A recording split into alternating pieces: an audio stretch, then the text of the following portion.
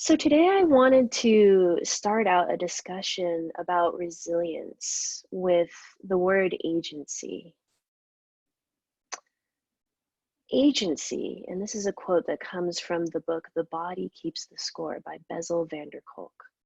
Agency starts with what scientists call interoception, our awareness of our subtle sensory body-based feelings.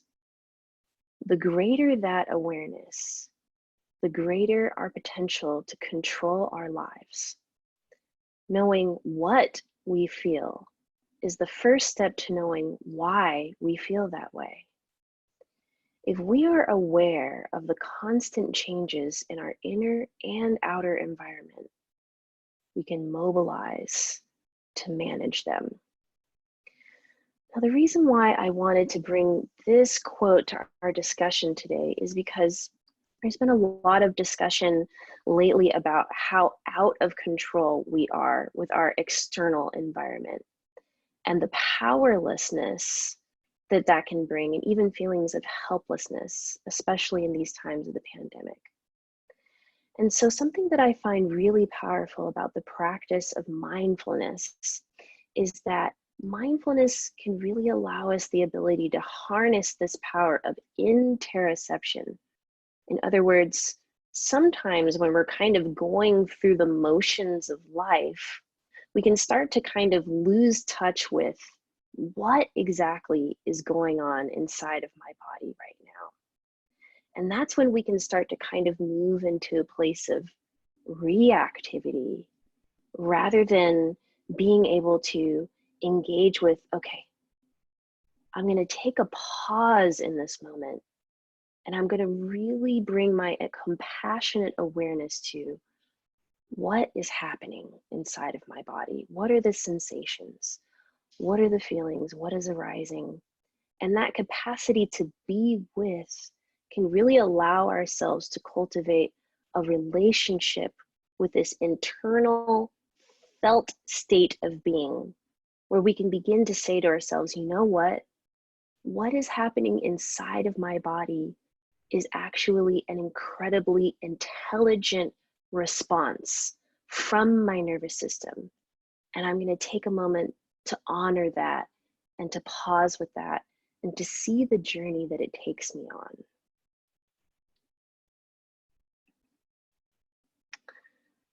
One of my mentors, his name is Dr. Dan Siegel. He's the inventor of the framework of the interpersonal neurobiology. And the way in which he ties agency and interoception into his discussion of resilience, I find to be really powerful.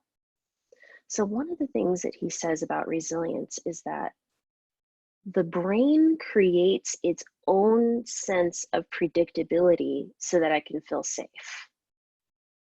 And it's our relationship with uncertainty that is guiding our response to change. So what does this mean? The brain is constantly creating these stories and visions through metaphors and visualizations and narratives around the ways in which it really wants to cling to a felt sense of predictability. And that's part of how we create the story for ourselves around what is and isn't safe. So when all of our schedules are taken away from us, all the places that we have to go to and the things that we tell ourselves that we need to do, it's this locus of predictability. When that gets taken away, those feelings of unsafe can start to creep into our day-to-day lives. And it can really kind of make up a kind of a backdrop of noise within our day-to-day reality when that feeling of predictability is really disrupted. And so the heart of resilience is not so much that we can squash out uncertainty and that we can really kind of try to control our external reality so that things can start to feel more predictable, but rather it is more about how can I come to a place of acceptance with the amount of uncertainty that is within my environment, so that I can then link those feelings of uncertainty to the sensations that are arising in my body And then I can bring compassion, and I can bring gratitude, and I can bring forgiveness and merge it in all together with the feelings of uncertainty and predictability, in order that I can begin to orient around my new reality and determine for myself what I need in order to feel safe. One of the other things that he says that I feel is really powerful is he says that when we feel compassion, this can mobilize us to move towards others to help reduce suffering, which can take us from a place of feeling distress, pain, and helplessness into a place of visibility, safety, and security. So the reason why compassion is so important to cultivate for ourselves first is because it's kind of like that whole, you have to put on your life vest or your life jacket before you can have the energy and the opportunity to put it on for someone else. So a lot of the times when mindfulness practices are being taught, we can sometimes go to a place of, oh my gosh, I'm so sensitive and I'm so attuned and I'm so empathetic to all the suffering that's going on in the world. And we can have this outpouring of energy that is moving outwards and externalized from us.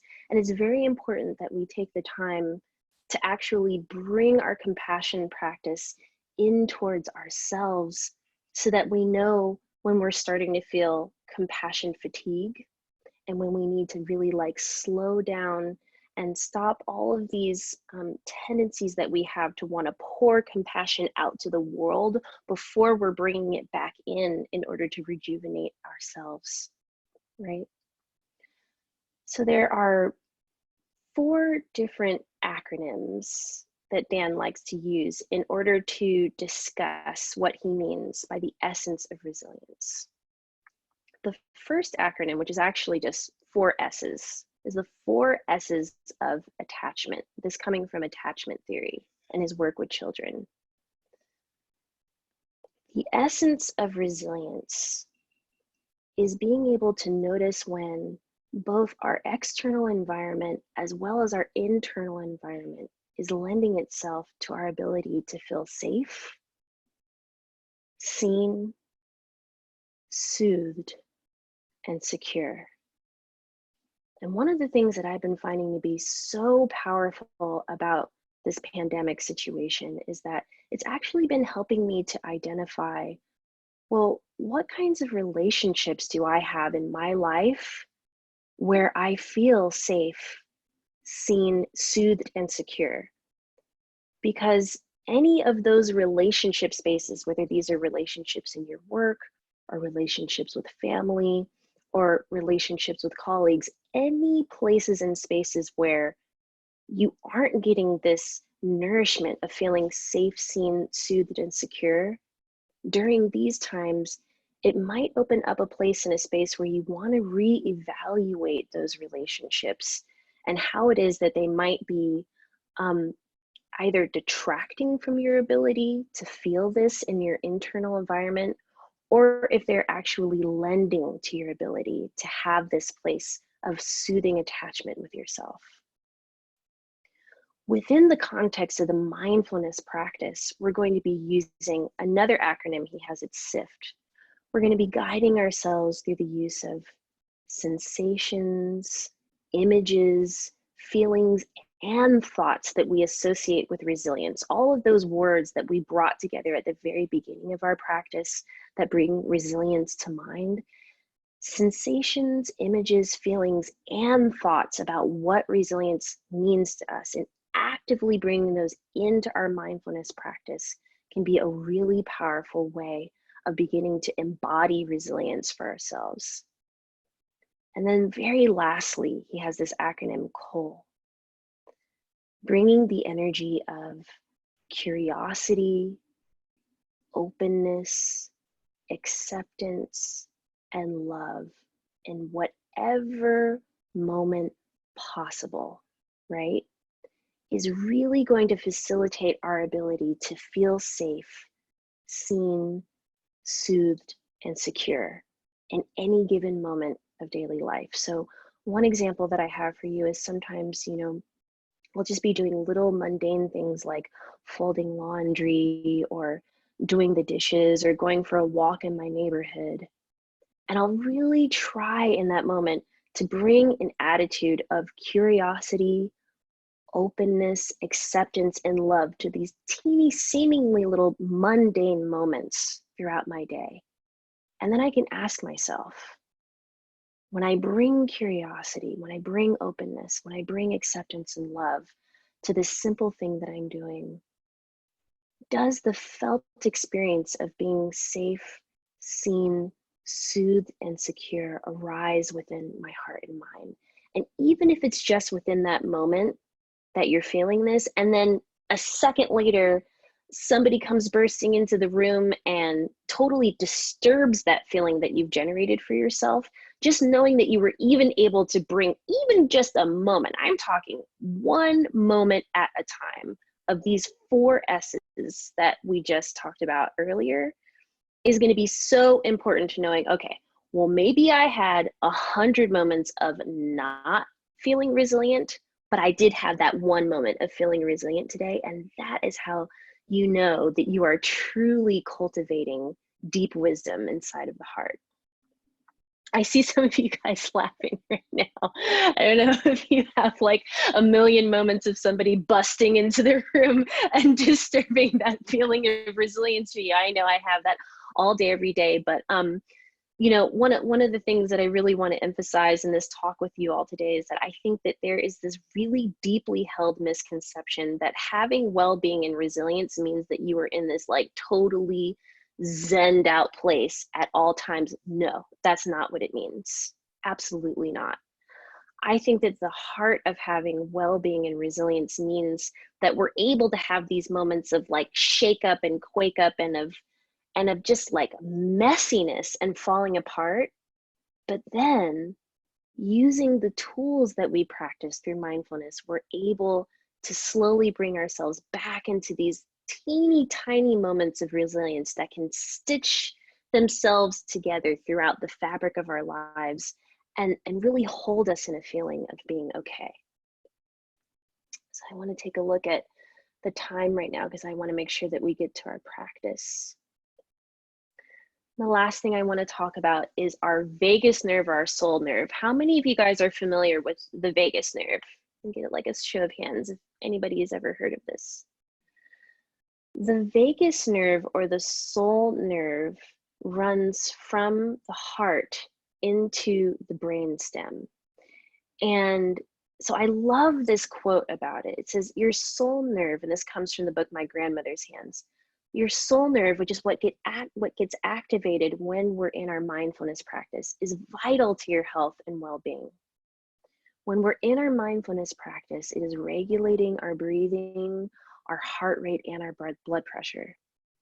It helps prevent inflammation, and it can reduce pain, improve your mood, and help you manage your fear.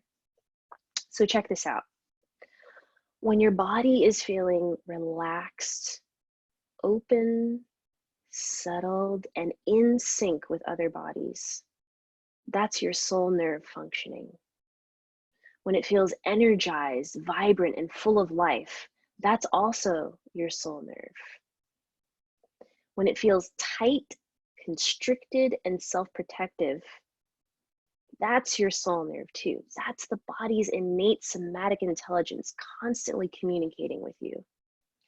And whenever you have a flight, flee, or freeze response, which I know, I mean, this is just me for myself, literally anytime I read the news, I go into fight or flight. That involves your soul nerve as well.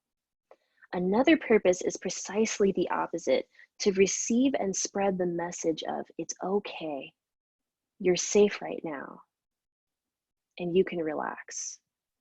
I find it absolutely incredibly comforting to know that literally built into my body's physiology is a nerve that I can conscientiously activate in order to bring about a feeling, a felt sense of safety and curiosity and openness and loving kindness within my heart.